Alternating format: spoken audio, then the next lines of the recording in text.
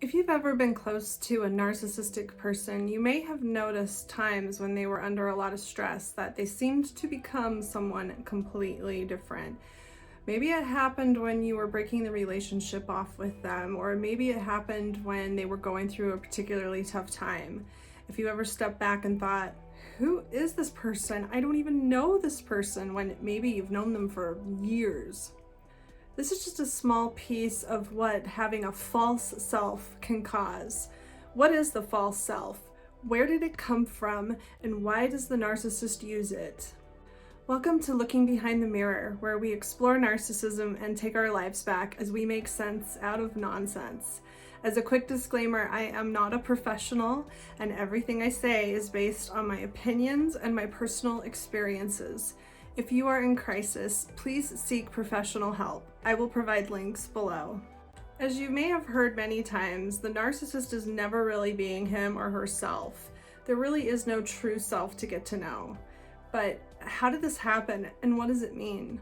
What does it mean to have a true self? The true self is an authentic identity that's developed in childhood. A young child learns to know him or herself through interacting with a caregiver that mirrors traits and validates traits back to the child. The child learns to become comfortable and accepting of who they are. They get to know themselves. For whatever reason, this does not happen to a child that grows to become a narcissist. For a child that is destined to become a narcissist, being his or her true self in childhood cost them dearly. It may have caused physical harm. It may have brought on violence, abandonment. They may have been shamed for expressing themselves. They may have been neglected, or maybe even ignored. For a little child to be ignored by a primary caregiver is much more traumatic than we may understand. Children are still thinking in a primal kind of mind. They know instinctively that the primary caregiver is the source of life, that their very life depends on having a primary caregiver accept them and care for them. When anything disrupts that relationship with the primary caregiver, it feels life-threatening to a little child. And if a little child learns that to be authentic is to cause a disruption in that relationship, that child's going to learn that being authentic is dangerous. This is much more than vanity. This is much more than just putting on a false self to impress people. This is a matter of survival that was learned in very early childhood.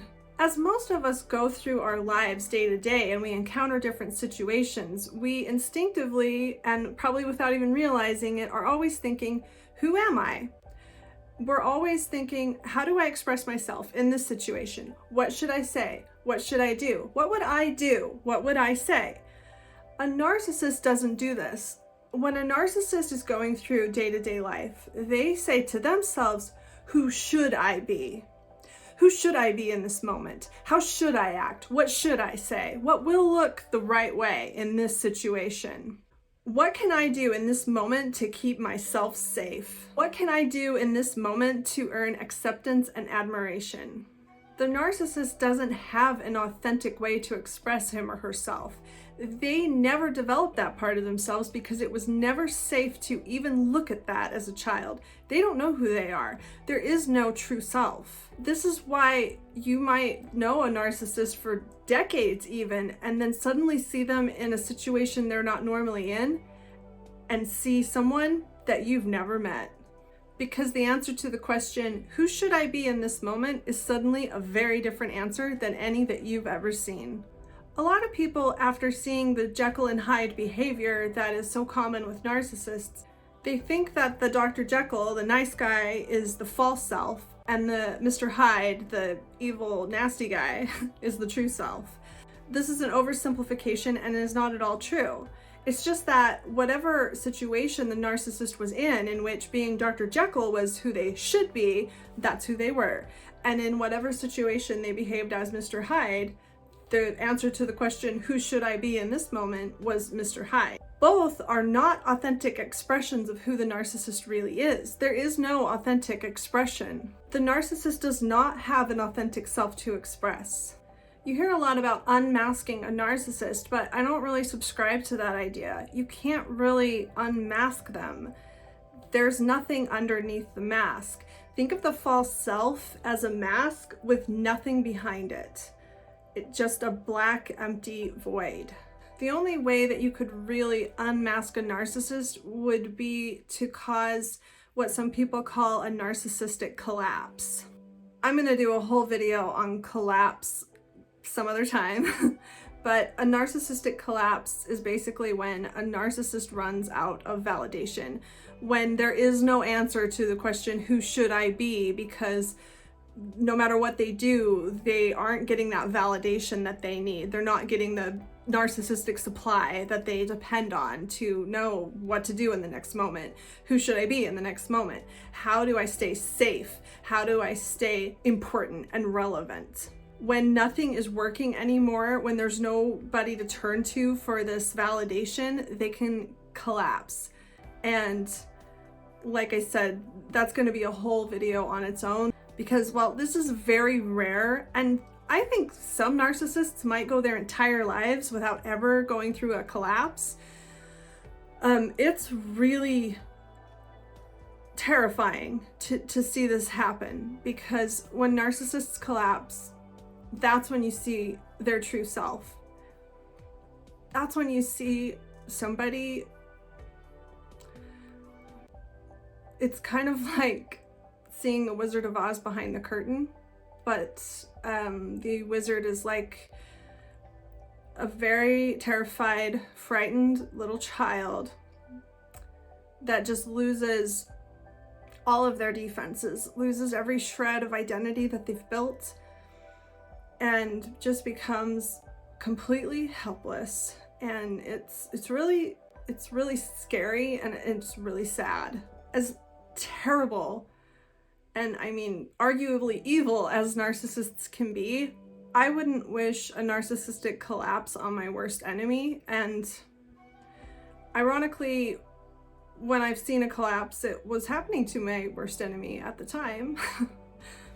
So when people say that they've unmasked the narcissist, or they talk about unmasking a narcissist, I think most of the time they're really just talking about making them angry and making them lose their temper, making them become Mr. Hyde. I don't think that they're usually actually referring to seeing what fragments are left of a true identity underneath the mask that they're always wearing. So what does this mean for you to understand what this means? I think one thing that is important to understand is that the narcissist is not who he or she pretends to be. I've known people that have been very intimidated and terrified by the narcissists in their life, and really it's all an act. And I mean, yeah, you should be careful around narcissists. You shouldn't underestimate what they're capable of. But as far as the intimidation and the manipulation, they put on these acts that cause us to greatly overestimate them. We greatly overestimate their ability to hurt us. We greatly overestimate their intelligence, their talents, their skills, what they've done in their lives. I mean, they can really, this is what narcissists do. They build themselves up to these big things that they really aren't. And we can tend to buy into that quite easily and overestimate them. Next time you're feeling intimidated or terrified by a narcissist, just remember that underneath that facade is a terrified, desperate, helpless little child that is stuck in a traumatized state. The narcissist is a child that never grew into an adult. The narcissist is a child that had to learn how to pretend to be a grown-up. We do not need to worry about their approval. We do not need to worry about what they think of us. And as far as how dangerous they can be, there we need to be careful. But look at it more as how dangerous it is for an angry 5-year-old to suddenly have the strength of a full-grown man. It's like that kind of dangerous. Which means you need to stop trying to reason with them, and you just need to get away. This is not a mature adult. This is not a reasonable person, and it's not a logical person. It's a potentially dangerous, angry little child in a full-grown adult's body. And just as a quick reminder, you cannot help them. I think that the false self is really a huge tragedy of narcissism. I think it's really sad. I look at it as a plant, a flower that never bloomed and is now doomed to spend the rest of its life pretending to be a real flower, you know, maybe gluing fake petals on itself, because it will never become a fully developed person.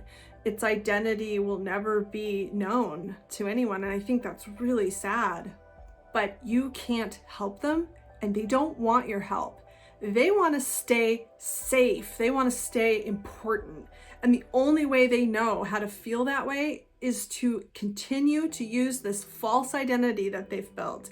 They will never, ever, ever trust their true self. They despise their true self. They loathe their true self. Their true self, way back in their early childhood, caused them such stress and terror.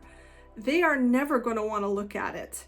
And really, if you tried to even explain this to them, they wouldn't know what you're talking about anyway. These are all subconscious defense mechanisms. I hope this helps. If you like this material, please give me a like or subscribe to my channel or comment below any ideas that you have for upcoming videos. It helps to promote this video, to suggest it to other people that it might help. And it helps me grow my channel so that I can continue to make videos like this for you. Until next time, thanks. Bye.